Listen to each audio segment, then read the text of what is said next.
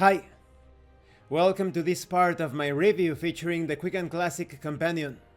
If you haven't seen the other parts of my review, featuring what I currently consider to be the best rules-light fantasy role-playing game, please check out the playlist in the description below. This time we are going to talk about how the player characters can become true lords and ladies of Quick and Classic. How will you go from owning a few properties to becoming true lords of this world?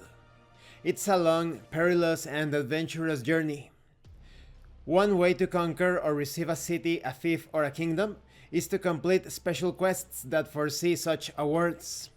To undertake these quests, characters must have experience of at least 9 to obtain a city or a fief, or 12 for a kingdom.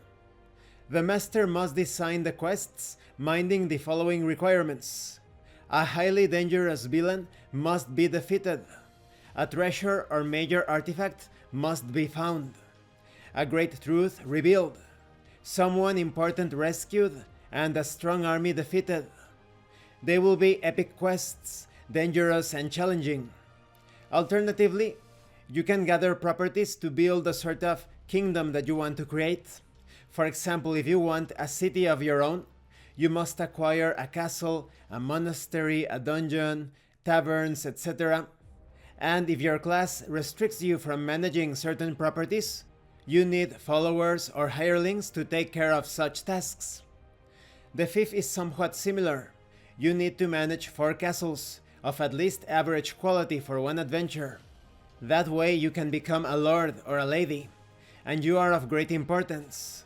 The master will have to take care and make sure that they feel so, by taking into account their status in all their social interactions with non-player characters and monsters, and through all their adventures. Managing a city or a fief does not involve managing the properties. It's composed of vassals or subjects that will do it for their lords. However, the lord will still need to make the relevant luck tests. These will potentially yield greater rewards but also greater penalties. Every now and then, you will have to undertake important quests to maintain your status as a lord. For example, defeating 3 monsters with difficulty at least 6 in the lands surrounding your city or fief, or accumulating at least 50,000 florins. Different lords can join forces to defeat monsters or enemy armies or any difficulties. Now, some particularly ambitious characters may decide to become kings or queens. There are 2 possible ways to do so. If a character manages a cluster of 3 fiefs or cities for the time span of an adventure or narrative year's time, he can make it into a kingdom. If a character manages a fief or a city for the time span of 10 adventures or 10 narrative years, he can make it into a kingdom as well. Being a king is a serious matter. You will no longer manage your properties. Feudal lords will do it for you. You will no longer face common challenges. You will send adventuring parties to do it for you. The king, however, still needs to make luck tests, potentially yielding extraordinary benefits, but also extraordinary penalties.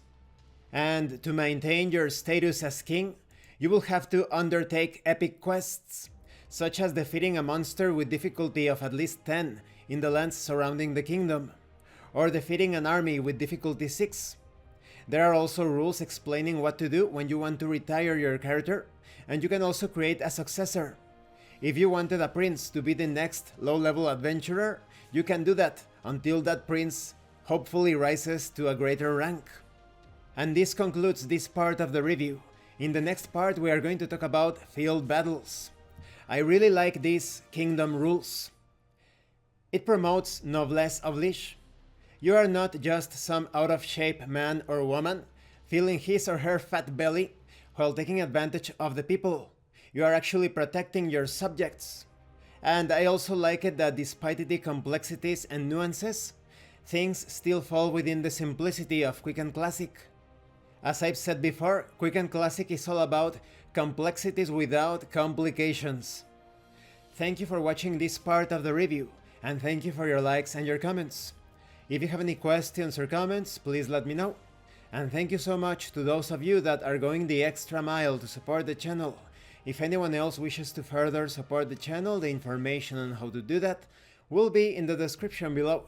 Once again, thank you, and see you later.